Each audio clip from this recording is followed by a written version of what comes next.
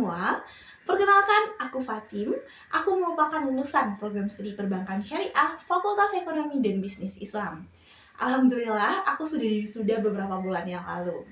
Nah, pertama-tama aku ingin mengucapkan selamat kepada teman-teman yang telah resmi menjadi mahasiswa. Selamat atas rasa berjuangnya terhadap masa SMA, SNBP, SNBT, dan juga jalur mandiri lainnya. Kini teman-teman resmi menjadi mahasiswa. Nah, di video kali ini aku ingin berbagi kepada teman-teman gimana sih kehidupan aku sebagai seorang mahasiswa beberapa tahun yang terakhir.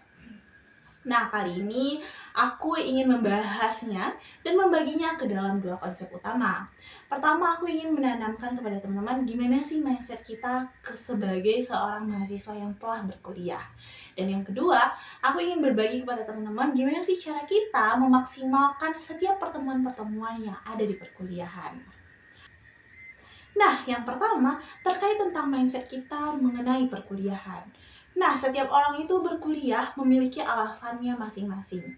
Ada yang ingin membanggakan orang tua, ada yang ingin melanjutkan cita-citanya, ada juga yang ingin menjadi sarjana pertama di keluarganya. Setiap orang berhak memiliki tujuan yang berbeda-beda. Namun, itu akan menjadi acuan utama teman-teman dalam berkuliah. Saat nanti akan ada fase titik jenuhnya teman-teman nantinya, saat nanti ada perkuliahan yang terasa semakin sulit, teman-teman yang rasanya sudah tidak satu visi dan misi lagi dengan teman-teman, tentunya alasan untuk teman-teman berkuliah ini akan menjadi pokok utamanya, pondasi agar teman-teman kembali merasa bahwa oh, aku berkuliah dulu tujuannya adalah ini ya, aku ingin menyelesaikan perkuliahanku karena ini. Itu adalah hal yang perlu ditanamkan dalam diri teman-teman. Mindset ini adalah hal penting yang harus teman-teman tanamkan, catat, bahkan teman-teman catat di dalam buku teman-teman dan selalu diingat setiap harinya bahwa aku berkuliah ingin orang tua aku bangga, aku berkuliah ingin demi masa depan yang lebih baik laginya, aku berkuliah dengan tujuan ini, tujuan itu adalah hal pokok yang harus teman-teman ingat. Nah, sebelum kita bahas tentang gimana sih cara kita mendapatkan IPK 4, gimana sih cara kita berorganisasi, memilih teman-teman nantinya di perkuliahan, aku ingin teman-teman mengingat kembali tujuannya tadi. Selanjutnya, kita akan bahas yang kedua. Gimana sih cara kita memaksimalkan setiap perkuliahan? Mengingat lagi di masa awal-awal aku berkuliah dulu, aku ingat banget tuh gimana aku menghitung cara aku berkuliah. Contohnya, yang kedua, tentang gimana sih cara kita memaksimalkan perkuliahan. Dulu di awal-awal kuliah, aku lumayan menghitung-hitung. Sebenarnya kita kuliah ini kan ada pembayaran uang kuliah tunggal ya, atau kita sebutnya itu UKT. Di masa aku itu dulu perkuliahan membayar UKT tiap semesternya itu 3.400.000. Aku hitung 3.400.000 dengan perkuliahan yang aku hadapi, berapa sih sebenarnya setiap pertemuan yang berbeda-beda dengan dosen-dosen itu, berapa biayanya. Setelah aku hitung-hitung, kita itu pasti akan ada 16 pertemuan dalam perkuliahan. 16 pertemuan dengan 10 mata kuliahnya, tergantung lagi nantinya. Di aku dulu itu ada 10 mata kuliah dikali 16 pertemuan. Totalnya berarti ada 160 kali pertemuan absen yang harus aku ikuti selama masa berkuliah. 3.400.000 dibagi 160. Setelah aku hitung-hitung, itu berarti aku mengeluarkan dalam setiap pertemuannya itu sekitar 21.000 lebih. Atau kita bulatkan aja menjadi 22.000. Otomatis di 22.000 ini, kalau seandainya aku itu bermalas-malasan, akunya hanya sibuk mengobrol aja di kelas, hanya sibuk scroll HP di kelasnya, tidak menyimak informasi yang diberikan oleh dosen, aku akan kehilangan pertemuan yang telah aku bayarkan. Nah, pertemuan yang aku bayarkan itu mengingatkan aku bahwa, oh, aku dalam berkuliah itu harus ada ya yang aku bawa pulang, harus ada ya yang, oh tadi aku bertemu ini, misalnya nih, dalam satu hari itu ada 3 kelas, berarti 22 kali 3 kelas, ada 75.000, misalnya kayak gitu hitungannya kan, berarti kayak, oh hari ini aku cuma ngobrol ya di kelas, oh hari ini cuma kayak ngelamun doang di kelas, gak bisa, aku harus ingat apa aja sih yang aku bawa pulang, kayak gitu. Nah, aku harap ini membuat teman-teman kayak, oh ternyata kita berkuliah itu nggak gratis ya, nggak cuman pergi kuliah, terus pulang kuliah, tidur-tiduran di kos-kosan, nggak kayak itu teman-teman. Nginget lagi tentang gimana sih dulu waktu aku awal kuliah, di zaman aku kuliah itu, beberapa tahun terakhir itu kita kan masih era COVID-19. Nah, di awal-awal semester 1, itu struggle-nya itu kerasa banget. Gimana saat kita awal berkuliah, tantangan kita itu adalah perkuliahan yang online, menggunakan Zoom meeting. Di situ ada tantangan bahwa, oh dibanding aku masuk kelas, hanya kelas Zoom, mendingan aku tidur kali ya, tinggal matiin kamera, matiin mikrofon, udah dosennya bakal ngomong. Tapi menurut aku hal itu tidak baik untuk kita lakukan. Begitu juga saat di dalam kelas.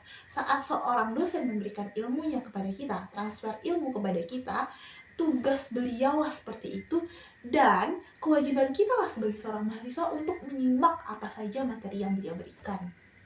Apakah wajib? Tentunya teman-teman, seperti tujuan kita hidupnya tadi, tujuan kita berkuliah itu apa, seperti itu juga lah kita kayak menimba ilmu, menerima ilmu dari para dosen-dosen kita. Nanti gimana sih, apa saja ilmu-ilmu yang beliau berikan, gimana caranya agar kita bisa mengingatnya, itulah cara kita nantinya berkuliah. Nah, tips dari aku bagi teman-teman yang berkuliah, dulunya aku menyediakan 2 buku yang selalu aku bawa di dalam tas. Pertama, itu buku isi 100, yang kedua itu binder. Kenapa ada 2 buku? Kenapa ada 2 buku? 2 buku ini berfungsi untuk buku isi 100 pertama, aku ngisinya itu catatan yang ibaratnya burungnya nih. Saat dosen ngasih materi, aku bakal nyatat, oh gini gini gini, ini hal penting. Dosen itu beda banget saat kita masa SMA. Kalau SMA masih kayak catat ini ya, ini bakal keluar di ujian. Saat dosen langsung ngajak kita berdiskusi kayak gini nih, kayak gini kalau berkuliah. Kalau teman-teman catat apa aja yang dosen-dosen udah sampaikan, kayak gitu.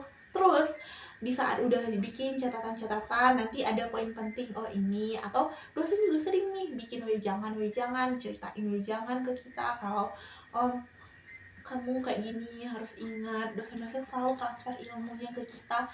Itu bagus rasanya kalau teman-teman catat. Jadi saat nantinya teman-teman merasa kayak lelah deh, ini deh, itu deh, tapi tiba-tiba ingat, kata bibu itu, kata profesor itu, aku harus semangat nih, aku harus kayak gini nih, gitu. Nah, binder tadi gunanya apa? Nanti sepulang berkuliah atau biasanya aku tuh di setiap weekend bakal ngebindahin catatan minggu ini ke dalam bindernya. Nanti aku akan juga bikin video terpisah terkait binder dan juga bukunya. Nanti di sana bakal di-review lagi tuh secara nggak sengaja, teman-teman bakal nge-review semua catatan yang udah teman-teman bikin selama di kelas. 2 kali nyatat dong kita, nantinya akan berguna bagi teman-teman di semasa UTS ataupun UAS. Di masa UTS ataupun UAS ini akan berguna banget bagi teman-teman, karena nantinya bakal ada open book ya, atau pertemuan 8 kemarin apa ya, kita bahas apa. Teman-teman bisa nge-review lagi. Yang pertama di buram, ini. Yang kedua di catatan, ini udah rapi nih. Kadang ada beberapa materi yang kita tertarik tapi ternyata di kelas itu udah jamnya selesai, kita bisa review lagi di rumah, kita bisa cari lagi tontonannya, cari lagi apalagi ya yang bisa dibahas, kita bakal cari pembelajarannya itu di YouTube, kita bakal tertarik lagi. Menurut aku kayak gitu kalau kita berkuliah itu. Nah, mungkin itu beberapa mindset yang harus teman-teman miliki. Selanjutnya, apa aja sih poin dari video yang udah aku bikin hari ini? 3 poin utama yang bisa teman-teman dapatkan. Pertama, mindset atau tujuan teman-teman berkuliah. Yang kedua, teman-teman harus memaksimalkan setiap perkuliahan teman-teman. Nah, yang ketiga, gimana cara kita untuk menanamkan rasa disiplin dan tanggung jawab terhadap diri kita sendiri. Mungkin hanya itu untuk pembahasan pertama di video kali ini.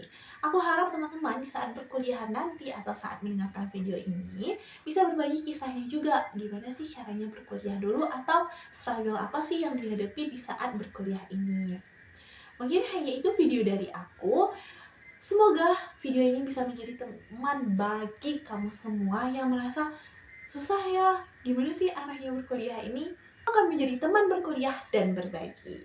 Sekian video dari aku, terlebih dan terkurang aku mohon maaf. Bye!